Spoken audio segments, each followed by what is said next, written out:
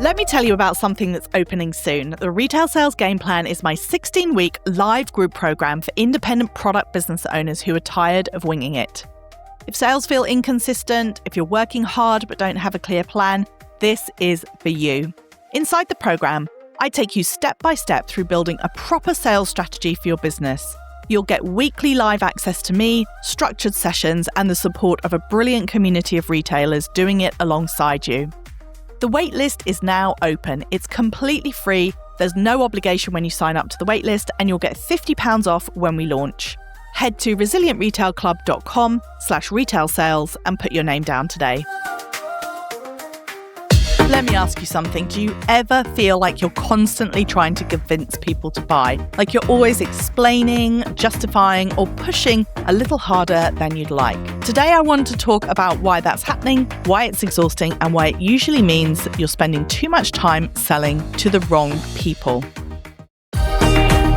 Welcome to the Resilient Retail Game Plan. I'm Catherine Edley, and in the next few minutes, you're about to get powerful real-world retail strategies from insights shared both from my guests and myself, backed up by my 25 years in the retail industry. Keep listening to learn how to grow a thriving, profitable product business. Let's jump in with this latest episode. I'd like to start with an analogy, if you will. So imagine that you decide you're going to host a party. You really want this party to be a success. You want it to be as fun as possible, and you want to have lots of people at your party. So you stand outside the venue, and as people walk past, you say to them, come on in. We're having this great party in here. You really want to join this. You don't want to miss out. And so they come into the party, but then you don't go in. You just stand outside all night, and you're trying to get more and more people to come in through the door, instead of coming into the venue and actually talking to the people that you've invited in and making sure that they're having a good time and making sure that the party's really a success. And businesses can be like that too. The majority of time when I talk to people about their businesses, if I ask them what they want more of, they will often say to me, I want to grow my audience, I want to grow my online presence, or I want to grow my customer base. I want to get more eyes on the business. They say things like that. And that is really effectively the equivalent of wanting to get more people into your party. But what people often don't realize is that it can be exhausting to constantly be looking for new people who've never heard of your business before, because that's the bit where you have to do a lot of explaining. If somebody has never seen your business before, then you have to explain who you are, what you do, why your products are amazing, and you have to win their trust. Imagine if you are selling at a Christmas market, for example. Imagine the difference in the experience if you've got somebody who walks up to your stand, which I'm sure happens all the time, walks up to your stall, and you're having to explain to them everything about who you are, what you do, why the products are great, versus somebody who bought from you last year. They come back to the stall and they say, oh my goodness, you're back this year. I'm so excited. Right, I'm going to buy 10 of your candles or your jewelry this year because I know how great it is. And that's really the difference between a new customer and a returning customer. So one of the fastest ways to burn out as a small business owner is to be only talking to the new people, only standing outside the venue trying to get people to come in, and not going inside the venue and making sure the party's really happening inside, or otherwise known as talking to your warmest customer. And it can be a really exhausting feeling, because the hardest thing to do is to make people who've never heard of your business want to buy from you, whereas when people have bought from you, they're much more likely to buy. So one of my favorite phrases is, nobody's more likely to buy from you than someone who's already bought from you. So most retailers overspend their energy, time, and effort on their cold audiences. If we think about the concept of a sales funnel or a customer journey is another way of thinking about it, we go from cold, which is people who've never heard of you, to red hot, which is people who've bought from you previously, would be primed to buy from you again. And the customer goes through this journey. So if you think about the fact there are over 8 billion people in this world, the vast majority of them have never heard of your business. So the first thing that you have to do is you have to make those people who have never heard of you before, you have to make them aware of you. So they go from the unaware to the aware stage. Then you have to move them down other stages to the point at which they purchase from you, so they become a buyer. And at that point, you have moved them all the way from someone who's never heard about your business, all the way to somebody who not only has heard about your business, but liked it enough, trusted it enough to purchase from it. Those are the group of people that often get ignored by the small business owners, because what they're thinking in their head is, right, I need more sales. I need more people coming in.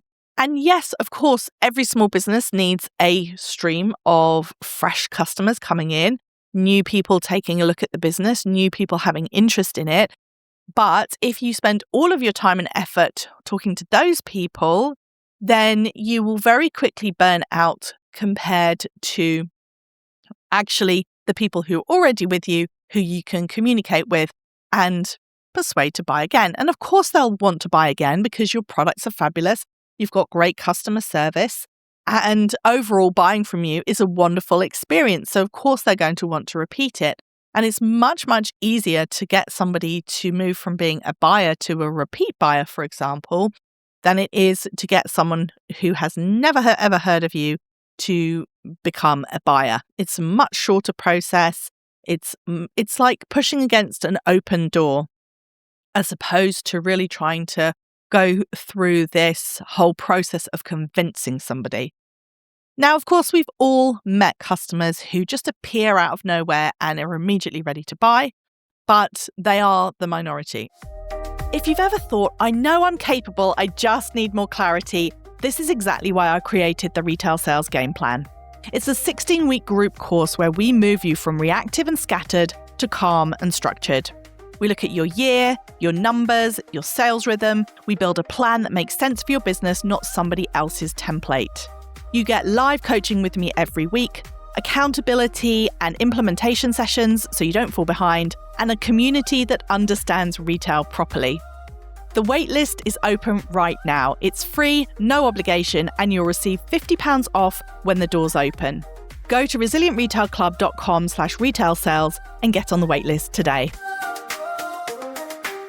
So in terms of what that might look like inside a small business, if somebody is doing this, if somebody is spending too much time trying to talk to their cold traffic and not enough time talking to their warm, then it might look something like this.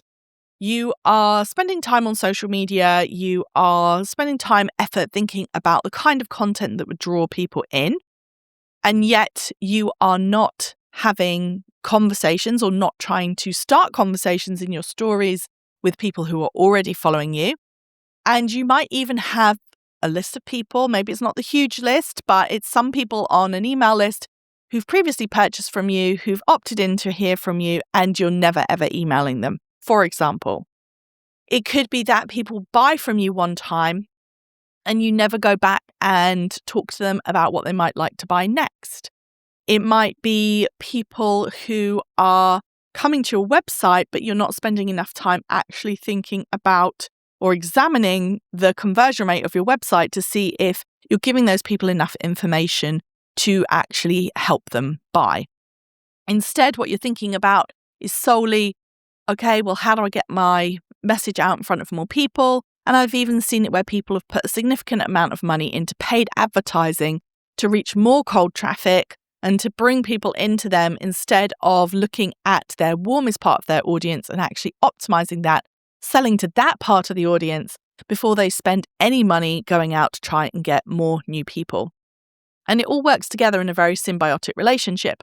So for example, if somebody is spending money on paid advertising, one of the things that I'm always really keen to explore with them is, are they maximizing all of the other touch points in their business? Are they, for example, really happy with their email marketing, making sure that's fully optimized so that anybody that they are paying to acquire, they know that they are actually going to be nurturing, talking to those people correctly all the way through, as opposed to just bringing people in as cold traffic and then selling to them once and that's it.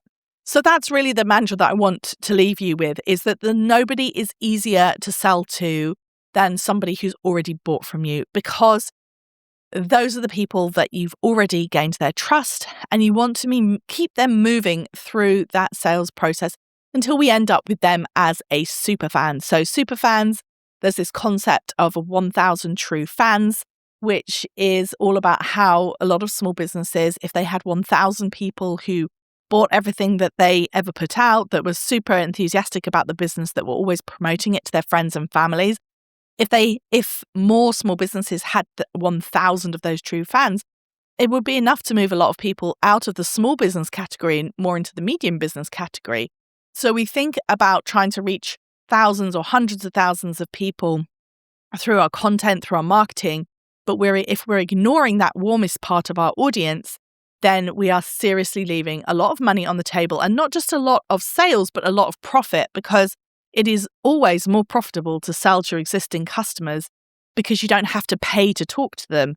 Whereas a lot of the time, if you're trying to reach more of a cold audience, you have to actually pay to talk to those people. So this is something that we really delve into in the Retail Sales Game Plan. That is my course, my 4-month course, kicking off at the end of February. The waitlist is open now. You can go to resilientretailclub.com/retail sales and get on the waitlist. We're going to be delving into everything from getting planned out correctly so that your sales feel calm and consistent, to really delving into this idea of the customer journey and how to create the content that moves somebody from one stage to the next, and also how to build the rhythm of your business around this warmest part of your audience. It's all about working smarter, not working harder, and putting some of that structure and support into place so that your sales feel really calm and consistent. So if sales currently feel exhausting, it's probably not because you hate selling. It's more likely because you are focusing on the wrong part of the journey.